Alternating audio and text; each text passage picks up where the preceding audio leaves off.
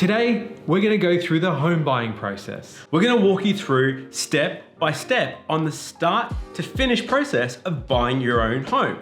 Including one big mistake that cost me 18 months of my life searching for the right property. I've made a huge mistake. All right, now let's dive right in.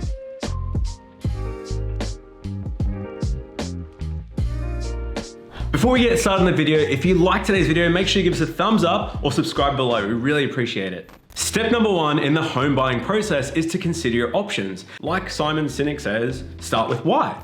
Think about the reasons behind it. Are you looking for more space? Maybe renting is the right thing for you. Nados, how did you sort of sort through this? Because it can be pretty confusing for a lot of people. Exactly right. I know back in 2011 when I bought my first home, I was living with mum and dad. I think I was 23 years old and I was getting to the point where I was going, well, do I want to go into the rental market? Do I want to buy something to live in? My real reason for the why was I didn't want to be at home anymore. So I started looking at my options. And the first thing I started to do with my why is, am I going to buy to live in or am I going to rent? When I looked at the repayments, it actually worked out to be about the same whether I was going to have a mortgage or pay rent. So as Jaden said, start off with why, understand the reason you're doing what you're doing before you actually do it. Some other people might want to buy an investment property, and that's fine as well. But again, it comes down to doing the numbers, do a bit of a spreadsheet and see what's going to work best in your situation. Another common situation is we find a lot of couples will buy a house before they get married, and that's normal. But the thing to remember is property isn't really the kind of thing that you can buy and flip in 12 months. So you need to think about the property. It's actually even more of a commitment than a marriage.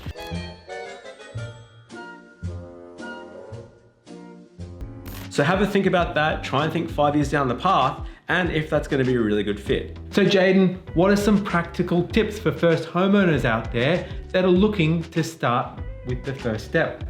Yeah, so check out some online calculators. Have a look at the mortgage repayments like you did, Nathan, and see what it'll cost on an average interest rate of say 4% for weekly repayments versus rental.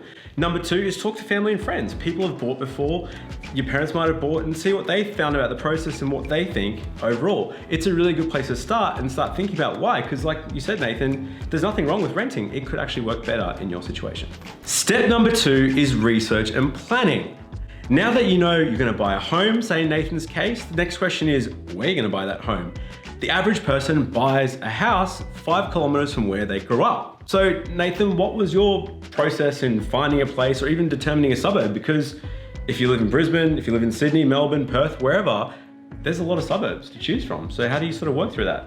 Exactly right. And Jaden, this is where I lost a big amount of time of my life. I said it before, 18 months to be exact. I started off looking very broadly. I grew up in Albany Creek, but I started looking from a 20-kilometer radius of where I wanted to be. So I was looking all the way up to North Lakes, to Brisbane City, to everything in between. So I lost a lot of time by being so broad. What I found in my researching phase was when you're very specific in what you're after, the search becomes easy. When you're broad and you're not quite sure if you want a house, a unit, a townhouse, which suburb you want to be in, this search becomes arduous.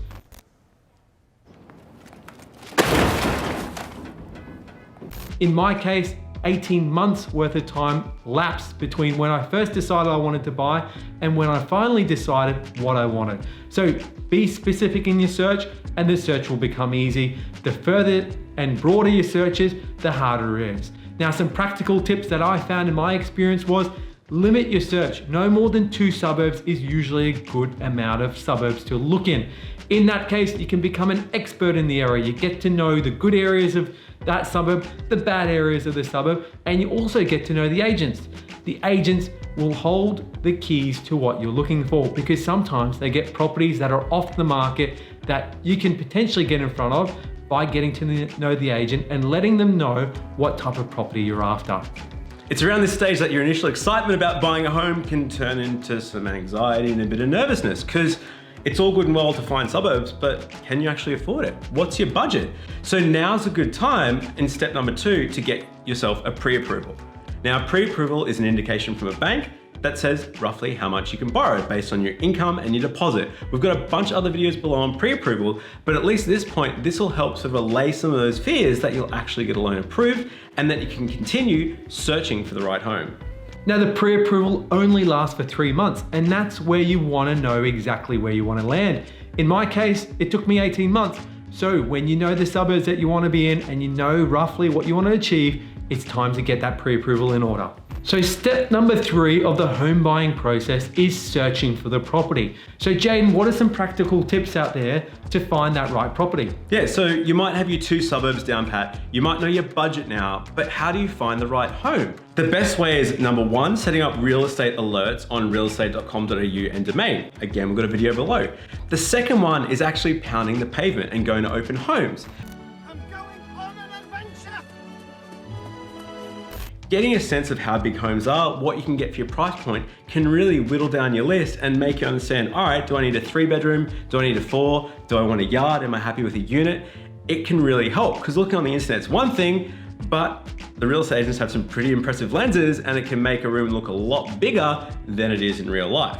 We've also got a checklist that you should use when you're going to open for house inspections. It's a really good one because again, I made the mistake of buying a place that had light bulbs blown and air conditioning units that didn't work. You've made a huge mistake. The checklist will help you out with that. We'll leave it in the notes below. And once again, in the searching phase, getting to those open homes, you're going to see the amount of people going through the properties. Now, as we know, supply and demand, if there's more supply, not many people looking to buy it, prices are going to go down. If you see lots of people in the open homes and not so many properties coming online, you're going to notice prices going up.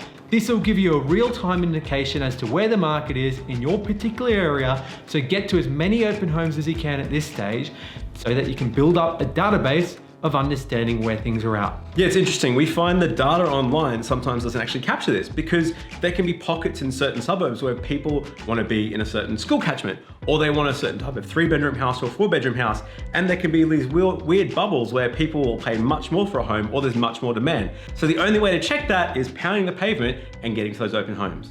Step number 4 is choosing and comparing between properties.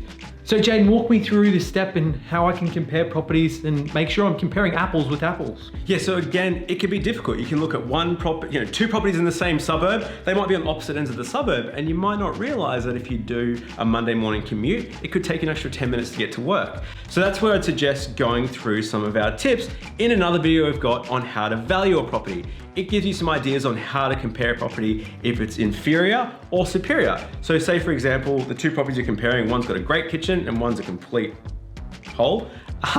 You're going to be able to compare that and understand, well, this one's going to cost me $50,000 before I move in, make the right choice, and even put you in a better position for when you're ready to move forward onto the next step and make an offer on the property. Step number 5 in the home buying process is making an offer. So now I've found my suburb, I've found the place, I'm ready to go, it's perfect, it's my forever home, Nathan, I can see my kids running around the backyard, but what do I do?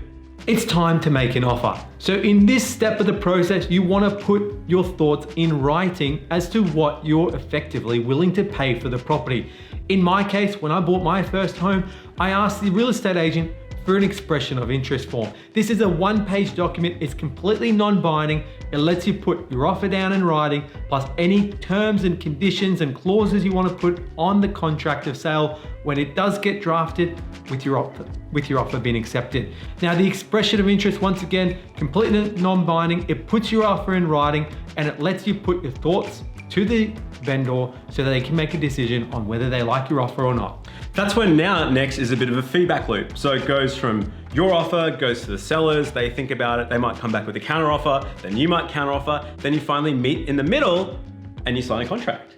The place is almost yours now. Dude, I almost had you. Which brings us to the next step, and that's getting your loan unconditionally approved. So even though at this point you might have a pre-approval, the bank can still potentially knock you back if they don't like the property. So Nathan, walk me through the steps now. I've signed my contract, I've secured the property. I thought I can pop the bottle of champagne, but sounds like probably not. That's right. So the bank will like to complete a valuation. So even if you're pre-approved, the bank will value the property to ensure that you've paid the property and its value within the market and it's not gone over or under. The other thing that the bank's going to do in this case is final checks. So if you are pre-approved and you've had any change in circumstances, they're going to want to know about it at this stage. If you aren't pre-approved and you've not done any finance applications, the bank's going to complete a full assessment of your situation and then decide on whether or not they'll be able to take you on or not. Can we get serious now? The second last step is waiting before settlement. So now your loan has been approved, you've found the place, you've probably set a moving date, but then you got to sign some documents and kind of wait. So what happens all here, Nathan? With you, your loan got approved. When do you and where do you stick the deposit? I guess walk us through that. So once the loan's approved, you'll generally pay the last of your deposit. It can range and vary from a number of different amounts. The bank will issue loan contracts to you. So that will usually come within anywhere 3 to 5 days after your loan being approved. You'll need to squiggle on the dotted line, send those documents back, and then the bank, your solicitors or conveyancing officer will start to prepare for settlement. There's really not much you need to do at this stage. They'll do all the work for you, and if there's anything that's required, you'll hear from them. At that moment in time, you can start packing your bags, getting things ready, and prepared for D-Day, which is a settlement date where you're gonna get the keys and you can move in straight away. So before we go to the next step, one thing that people forget about is the pre-settlement inspection check. So this is something you can do usually 2 or 3 days before the settlement. You can go to the property, make sure that there's been no holes kicked in the walls or people have ripped out the dishwasher that should have been there as a part of the settlement, and make sure everything's fine. Again, we have a checklist on a pre-settlement inspection that you can check out in the notes below. Which leads us to our very last point of the home buying process, and that's moving in. Thank you, God. Victory! So Nados, apart from making me paint your walls because you wanted some help doing that, what did you do on moving in day? What's the steps in that? So effectively, it's all pretty straightforward. You're gonna pack your bags, you're gonna get things ready, and then you're moving straight in. You don't need to be there for the bank to hand over checks and stuff? Not at all. You don't need to be there for settlement. Your solicitors are gonna take care of everything. The bank's gonna cut the checks. You don't need to be there. The settlement will happen automatically. All you need to do is find the real estate agent to get the keys so you can move in as soon as settlement has happened. A few other things to think about are having insurance in place to make sure that once you take those keys, the property's yours, and if something happens, you're liable for it. And electricity and internet and all that sort of stuff, you kind of want to handle that a few days before. But that's it, guys. What did you think?